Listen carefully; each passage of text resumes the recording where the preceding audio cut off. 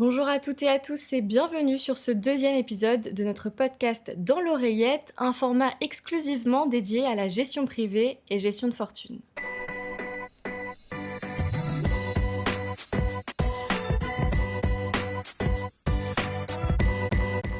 Aujourd'hui, nous retrouvons Lionel Ducrozan, responsable du développement chez Eternam, pour aborder le remploi de la plus-value de cession. Bonjour Lionel. Bonjour Lola. Alors Lionel, pour commencer, peux-tu nous en dire un peu plus sur la plus-value réalisée par le cédant d'entreprise? Oui, la vente d'une entreprise peut générer une plus-value très élevée, évidemment imposable. Et pour atténuer sa fiscalité, l'administration fiscale prévoit des modalités de mise en sursis de son imposition pour une partie des titres qui seraient apportés à une holding à l'IS préalablement à la cession.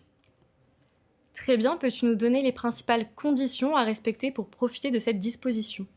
Oui, tout à fait. C'est l'article 150.0 ter du Code général des impôts qui prévoit que l'imposition de la plus-value réalisée dans le cadre d'un apport de titres à une société soumise à l'IS est reportée. Si cette société cède les titres qu'elle vient de se voir apporter dans un délai de 3 ans et prend l'engagement de réinvestir le produit de leur cession dans un délai de 2 ans et à hauteur de 60% minimum dans une activité économique, alors le report d'imposition est maintenu. Pour faire simple, le chef d'entreprise qui a préparé sa vente dans le cadre de ces dispositions a souvent déjà apporté les titres de sa société d'exploitation à sa holding à l'IS. Il les a revendus à un repreneur dans les 3 ans et il dispose alors de 2 ans pour réinvestir au moins 60% du produit de sa cession dans des actifs éligibles. Donc, je suis cédant d'entreprise et je souhaite réinvestir. Où puis-je le faire pour être sûr de profiter de ce dispositif? Alors pour bénéficier du sursis, la condition principale, c'est de remployer une partie du prix de cession dans une nouvelle activité économique, donc de reprendre du risque entrepreneurial. L'ex-dirigeant peut bien sûr recréer une nouvelle activité ou prendre une ou des participations au capital d'entreprise. Dans ces cas-là, de nombreuses contraintes réglementaires doivent être respectées et la gestion de son propre patrimoine mobilier ou immobilier reste interdite. L'activité de location meublée, par exemple, même professionnelle au sens fiscal, est considérée par l'administration comme la gestion de son propre patrimoine immobilier. Elle est donc exclue des 60%.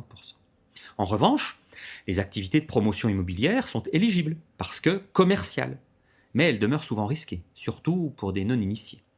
Et il est vrai qu'en cas de cession d'entreprise, la plus-value représente le fruit d'une vie de travail. Il n'est donc pas question d'en jouer les 2 tiers au poker sous prétexte d'économiser de l'impôt. Or, le principe de remploi dans une activité économique comporte évidemment un risque de perte. Oui, tout à fait. Alors, d'après toi, comment peut-on réduire ou limiter justement ce risque? Alors, la première réponse consiste à intégrer une part d'immobilier parce que cette partie de l'investissement est plus résiliente, moins susceptible de variations fortes qu'une pure activité économique. Et plusieurs activités, justement, sont indissociables de leur immobilier. L'hôtellerie répond parfaitement à cette option. En effet, un hôtel comporte à la fois un fonds de commerce et des murs. La détention des murs abaisse le risque de perte en capital. La vigne et la forêt sont d'autres réponses possibles.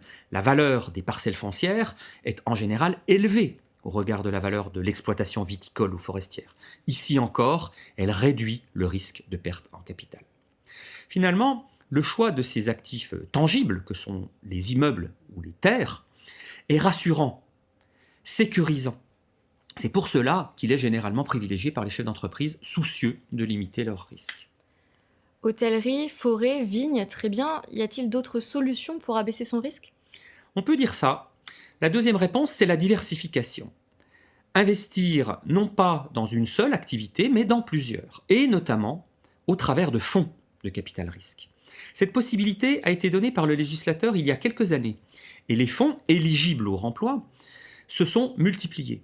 Ces fonds contribuent d'ailleurs au développement du secteur du private equity en France. Ce sont des solutions qui permettent d'investir dans des portefeuilles, soit hôteliers, soit forestiers, soit de participation dans des PME en croissance et autres startups. Les perspectives de performance sont souvent élevées, et plus elles le sont, bien entendu, plus le risque est élevé. Merci pour ces réponses, Lionel. J'ai réinvesti. Que se passe-t-il après?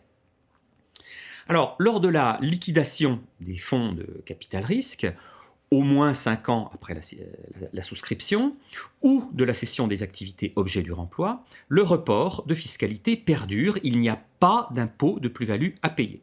L'impôt ne sera dû qu'en cas de réduction de capital de la holding ou de cession à titre onéreux des actions de la holding. La transmission à titre gratuit, elle, exonérera définitivement le donateur et la plupart du temps également le donataire dans certaines conditions, notamment de délai. Très bien, aurais-tu un dernier conseil à donner à nos auditeurs? Oui, attention aux 24 mois qui passent très vite.